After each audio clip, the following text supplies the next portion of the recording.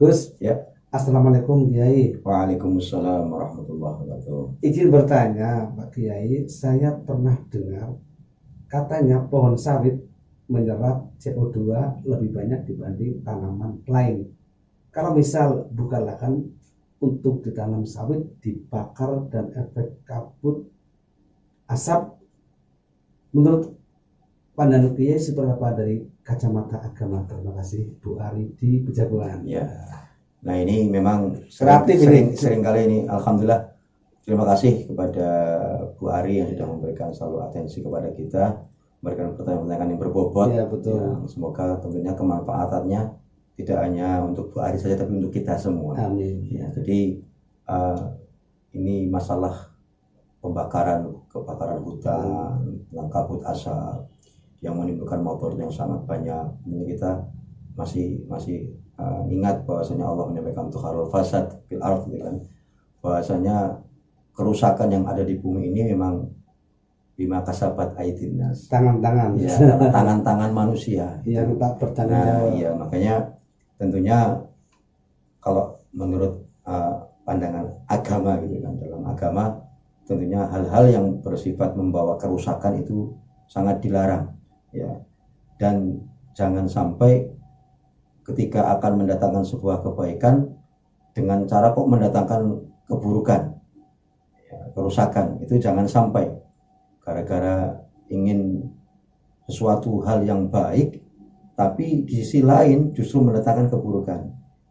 Saya juga sering menyampaikan itu kaidah usul fikihnya taqwal mafasid muqaddam ala jalbi masalih, bahwasanya menghilangkan keburukan itu harus lebih didahulukan daripada mendatangkan kebaikan. Makanya ini seharusnya ya diberikan pemahaman kepada orang-orang yang akan membuka lahan itu dengan cara lain, tidak dengan cara membakar, karena itu akan menimbulkan kabut asap. Tentunya efeknya nanti akan menimbulkan madarat yang sangat besar, ya, madarat yang sangat besar. Di antaranya tidak terkendalinya, ya, nyala api itu asapnya tidak akan terkendali. Dan Semakin mungkin besar dan besar. Iya, dan mungkin nanti bisa ini mengurangi lahan, ya, hutan yang ada, sehingga ini menurut penelitian katanya Indonesia kan juga bagian dari paru-paru dunia. Paru-paru dunia.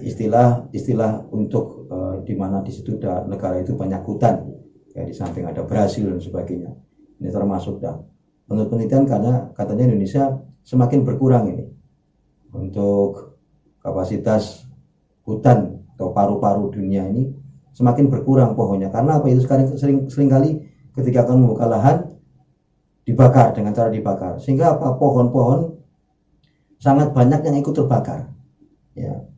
Seharusnya yang tidak seharusnya dibakar akhirnya ikut terbakar. Nah, itu yang pertama, itu akan mengurangi kapasitas paru-paru dunia Indonesia.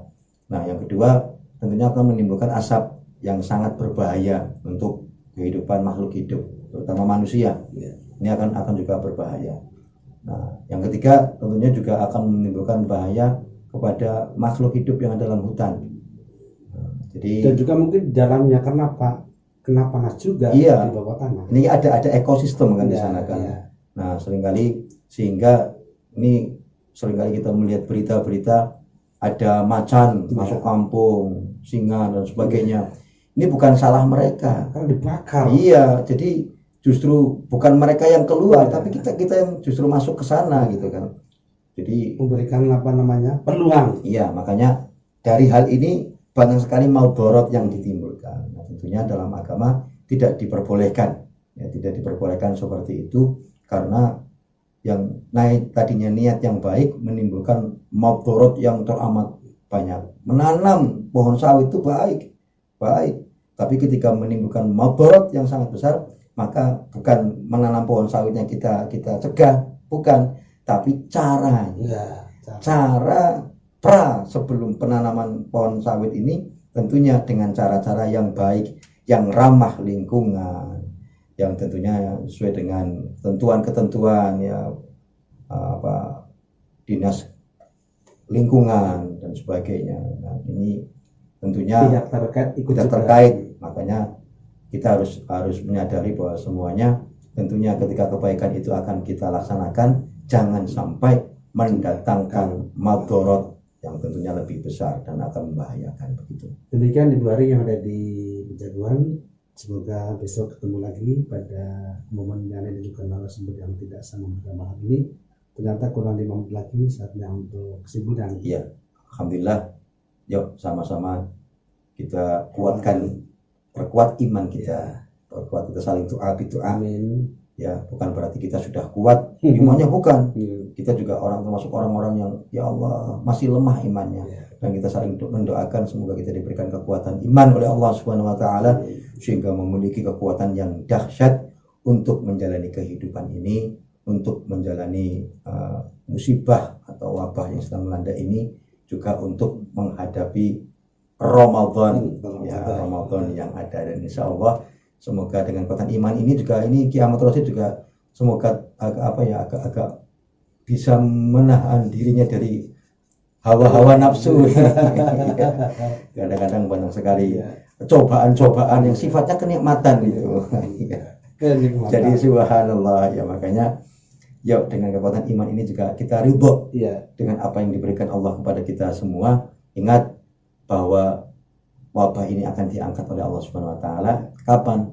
Ketika kita sudah ridho dengan yang menjadi qada dan qadar Allah Subhanahu wa taala. Yuk tetap stay at home, ikuti anjuran para ulama, jumhur ulama, mayoritas ulama, dan juga instruksi dari pemerintah. Yuk semoga wabah ini cepat diangkat oleh Allah Subhanahu wa taala dan kita bisa menjalani kehidupan ini secara normal dan baik, dan juga tentunya dalam beribadah kita semakin diberikan kemudahan oleh Allah Subhanahu wa taala agar menjadi orang-orang yang selalu istiqomah. Amin. Ya. Dan juga bakal tadi dikatakan apa? Tetap kita jaga the power of iman. Nah, Islam. The power of iman. Kekuatan iman kita bisa menjadi sebuah kekuatan yang sangat dahsyat.